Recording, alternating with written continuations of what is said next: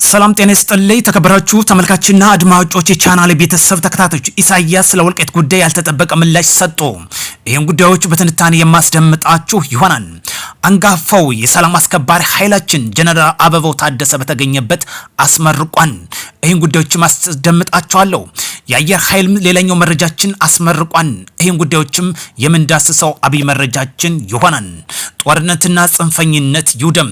እንዲሁም የአፍሪካ የነጻነት ቀን ዛሬ እንደ አውሮፓውያን አቆጣጠር ግንቦት 25 2026 ዓመተ ምህረት ላይ እንገኛለን። ይህንም በትንታኔ የማስደምጣችሁ አብይ መረጃችን ይሆናል። ወደ ቀዳሚ መረጃችን በቀጥታ ስናልፍ የኢትዮጵያ አየር ኃይል ያሰለጠናቸውን የአኒሜሽን ሰልጣኞች በደማቅ ሁኔታ አስመርቋል። የኢትዮጵያ አየር ኃይል አካዳሚ ወታደራዊ ማሰልጠኛ ትምህርት ቤት በአካል ብቃትና በሀገር አቀፍ ስነ ልቦና ግዙፍ ሰራዊት ማሰልጠኑና ማስመረቁ ተሰምቷል። የኢትዮጵያ አየር መንገድ አኒሜሽን ሰልጣኞች በተለያየ መርሃ ግብር ማስመረቁን የታወቀው መርሃ ግብሩ ስነ ስርዓቱ ላይ በክብር እንግድነት የተገኙትም የአየር ኃይል ስታፍ አስተባባሪም በአካል ተገኝተው ማስመረቃቸው ተመላክቷል። ሰላም ይቅደም። ጦርነት በየትኛውም አቅጣጫ አይጠቅምም። ለሀገራችን የሚያስፈልገው ሰላምና ልማት ብቻ ነው። ለሀገር መከላከያ ወደ ደቡብ ሱዳንና ወደ ሶማሌ የሚያሰማሩ የሰላም አስከባሪ ኃይልም አስመርቋል። የፌዴሪ መከላከያ ሰራዊት በሆርሶ ኮንቲንጀንት ማሰልጠኛ ትምህርት ቤት ለ20ኛ ዙር ያሰለጠናቸውና በተባበሩት መንግስታት እንዲሁም በአፍሪካ ህብረት ጥላ ስር ወደ ደቡብ ሱዳን ሶማሌ የሚያዘምቱ የሰላም አስከባሪ ኃይል በደማቅ ሁኔታ አስመርቋል። በምረቃው ስነ ስርዓትም የተገኙት ጠቅላይ ምክትል ኢታማዦር ሹም ጀነራል አበባው ታደሰ የሰላም ማስከበር ተልዕኮ ከሀገሪቱ ብሔራዊ ደህንነት ጋር በቀጥታ ተቋራጭ መሆኑን ጠቅሰው ተመራቂዎችም የተሰጣቸውን ኃላፊነት በኢትዮጵያን መንፈስ በፍጹም ህዝባዊና ወታደር ፕሮፌሽን እንዲወጡ አሳስበዋል። ሰላም ይቅደም። ውድ ቻናል ቤተሰብ ተከታታዮች ሀገራችን በወሬና በጩኸት የማይታጠፍ ክንድ እንዳላት የማሳያ መንገድ ነው። እጅግ ሰበር የሆነ መረጃ አሁን ወጧን። እጅግ አንገብጋቢ ጉዳይ እሱንም በቀጥታ የማስደምጣችሁ ይሆናል። ለሀገራችን አልማና አቅዳ እየሰራች ይገኛል። ጽንፈኛውንም እያስወገደች ሰላሟንና ልማቷን እያፋጠነች ይገኛል። በተለይ የኢትዮጵያ ሎጂስቲክ በፍሰት በማቀላጠፍ በአፍሪካ ቀዳሚ የኢኮኖሚ ማዕከል የሆነችው ሀገር እውን ለማድረግ የሚረዳ አጠቃላይ ርዝመቱ ከ5000 ኪሎ ሜትር በላይ የሆነ እጅግ ፈጣን የኤሌክትሪክ ባቡር መስመር ዝርጋታ አዋጭነት ጥናት በትራንስፖርት ሎጂስቲክ ሚኒስቴር በኩል መጠናቀቁ ይፋ ሆኗል።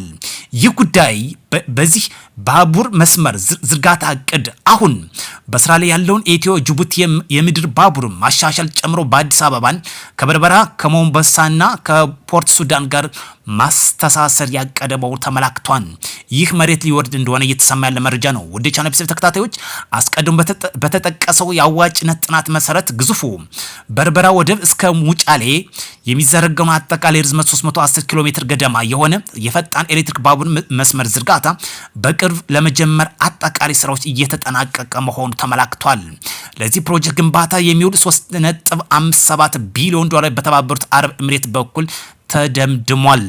የበርበራ ሙጫሌ ፈጣን የኤሌክትሪክ ባቡር መስመር ዝርጋታ ሲጠናቀቅ በምዕራፍ 2 የመጨረሻ ዘመን ግዙፍ የልማት ፔትሮሊየም ኬሚካል ኢንዱስትሪ ማዕከል የምትሆነውን ጎዴን ሙጫሌ ብሎም የሙጫሌ ከድሬዳዋ በማገናኘት ምስራቁን ሀገራችን ክፍል ግዙፍ የሎጂስቲክ ማዕከል በማድረግ ፈጣን ልማትን ለማቀላጠፍ እቅድ ይዞ እየሰራ ይገኛል። ሰላም ይቅደም የምንልበት በምክንያት ነው። ኢትዮጵያ ያላትን ሀብት አሟጣ ልትጠቀምበት ያለውን ሎጂስቲክና አጠቃላይ ጥናት ይፋ አድርጋ ጨርሳለች። ለዛ ነው ዛሬ ጽንፈኞች እንዳሽን እየተፈለፈሉ ሀገራችን ልማቷን ወደ ኋላ ለማኮላሸት እየሰሩ የሚገኙት። ለዚህ ደግሞ እሰይ የሚያስፍል መልካም ዜና ወጧን። በተለይ ኢሳያስ ወልቃይት በህወሓት እጅ እንዲገባ አልፈልግም ሲል እንቅጩን ዛሬ መግለጫ እየወጣ ያለው ያመላክታል። ኢሳያስ ይህን ያሉበትም ይታወቃል። በተለይ ዛሬ የነጻነቱ 35ኛ ዓመት በማክበር ላይ ይገኛል። ዋነኛነት ኢሳያስ ይህን ሊሉበት የቻሉት ህወሓት የፕሪቶሪያውን ስምምነት እስኪጥስ ድረስ እንደሆነ መረጃው አክሎ ይጠቁማል። ወልቃይትን በህወሓት እጅ እንዲገባ እንደማይፈቅድ እንቅጩን ህወሓት እወቁልኝ ብሏል።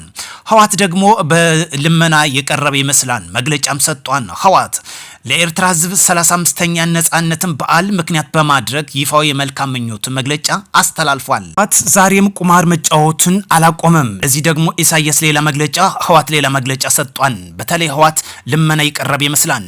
ህወሓት ለኤርትራ ህዝብ 35ኛ የነጻነት በዓል ምክንያት በማድረግ ይፋዊ የመልካም ምኞቱን በመግለጫው አስተላልፏል። በመግለጫውም የኤርትራ ህዝብ ለራሱ እድል በራሱ የመወሰን መብት ላደረጉት ትግል ያለውን ድጋፍ አረጋግጧል። በሁለቱ ህዝቦች መካከል ያለው ወንድማማችነትና ሰላማዊ ግንኙነት ለማጠናከር እንደሚፈልግም አክሎ አሳስቧል። ውድ ቻናል ቤተሰብ ተከታታዮች ላይክ፣ ሼር፣ ሰብስክራይብ ማድረግ እንዳይረሳ። ጦርነት በየትኛው አቅጣጫ አይጠቅምም፣ አያዛልቅም። ለዚህ ደግሞ ህወሓት በተለይ ጽምዶ ብሎ የጀመሩት በተለይ የፕሪቶሪያውን ስምምነት ህወሓት እስኪንደው ድረስ መሆኑ መረጃው ያመላክታል። የህወሓት ጥማት ደግሞ ወልቃይትን የመጠቅለል ነው። ኢሳያስ ደግሞ ይህን እንደማይፈልግ እንቅጩን እወቁልኝ ብሏል። ዛሬ እንደ አውሮፓውያን አቆጣጠር 25 2026 ዓመተ ምህረት ላይ እንገኛለን። የአፍሪካ የነጻነት ቀን መሆኑ ተመላክቷል። ከአክራ እስከ አዲስ አበባ የኢትዮጵያ ደማቅ አሻራ በአፍሪካ የነጻነት ታሪክ ውስጥም ተመዝግቧል። በየዓመቱ በፈረንጆች ግንቦት 25 በድምቀት የሚከበረው የአፍሪካ የነጻነት ቀን ሀገሪቱ ከቀይ አገዛዝ ቀንበር በመላቀቅ ያደረገችው መራራ ተጋድሎና ያስመዘገበችው አንጻራዊ ድል የምታስታውስበት ታሪካዊ ቀን ሆኖ ይወሰዳል። ይህ የአፍሪካውያን የአንድነት የነጻነትና ሉዓላዊነት ምልክት የሆነ ቀን መሆኑ ይታወሳል። አፍሪካ ዛሬ የተባበሩት አፍሪካ ዩኒየን በአዲስ አበባ የተቋቋመበት ዋነኛ ኢትዮጵያ ከቀይ ግዛት ነጻ በመሆኗ ነው። ኢትዮጵያ በቀኝ ግዛት አለመያዟና ያስመዘገበችው የአድዋ ድል ለአፍሪካውያን የነጻነት ንቅናቄ ትልቅ አሻራ እና ተምሳሌ ተደርጎ ይወሰዳል።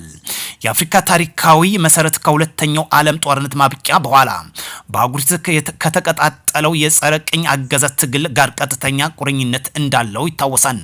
መነሻውን እንደ አውሮፓውያን አቆጣጠር በ1958 በጋራ አክራ ከተማ ከተጣረው የመጀመሪያ የነጻነት አፍሪካ አህጉራዊ በማድረግ ሚያዝያ 15 ቀን የነበረው ወደ ግንቦት 25 እንደተሸጋገረ መረጃው ያመላክታል። ለዚህ ደግሞ በወቅቱ የኢትዮጵያ ንጉስ የነበሩት ኃይለ ሥላሴ ትልቁን የአፍሪካ ዩኒየን እንዲመሰረት ትልቁን አሻራ እንዳስቀመጠም ታሪክ ይዘክራል። ዛሬም የአፍሪካ ዩኒየን በአዲስ አበባ የተቋቋመው ትልቁ የኢትዮጵያ መሪ የነበሩት ኃይለ ሥላሴ ሐውልታቸው በይፋ እንደተቀመጠም መረጃው በተንቀሳቃሽ ምስልም ያሳያል። ከውጭ አሜሪካ ያልተጠበቀ ድንገተኛ እንቅስቃሴ እያደረገች እንደሆነ ተመላክቷል። ይህ ጉዳይ የአሜሪካ የተራቀቁ ልዩ ተልዕኮ ለመፈጸም የሚያገለግሉ ቪ22 ኦፕሬ እና ቪ22 ኦስፕሬ የጦር አውሮፕላኖች ፖርቶ ሪኮ በሚገኘው የሴኔፓል ወታደር ማዕከል በድንገት መድረሳቸው ተሰምቷል። ይህ ያልተጠበቀ የአሜሪካ አየር ኃይል ስምሪት በካሪቢያን ባህር አካባቢ ከፍተኛ መነጋገር የነፈሰ እንደሆነ ተመላክቷል።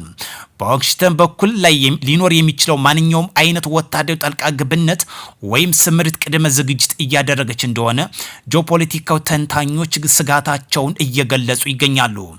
ቪ22 ኦስፕሬ አውሮፕላኖች እንደ ሄሊኮፕተር በቀጥታ ሽቅብ መነሳትና ማረፍ የሚችሉ እንዲሁም እንደ ተዋጊ ጀቶች በከፍተኛ ፍጥነት ረጅም ርቀት መጓዝ የሚችሉ በመሆናቸው ልዩ ኮማንዶ ግዳጅና ድንገተኛ ጥቃቶች እጅግ ተመራጭ መሳሪያ ተደርገው እንደሚወሰዱም ተንታኞች እየገለጹ ይገኛሉ። ይህ ጉዳይ ለአካባቢው ስጋትና ውጥረት ከፍ ሊያደርገው እንደሚችልም እየተገለጸ ይገኛል። ወደ ቻናል ቤተሰብ ተከታታዮች ለሰላማችንና ለልማታችን ዘብ እንቁም። በሌላ መረጃ ተመልሰን እስክንገናኝ መልካም ምሽት እንዲሆንላችሁ ከወዲሁ እመኛለሁ።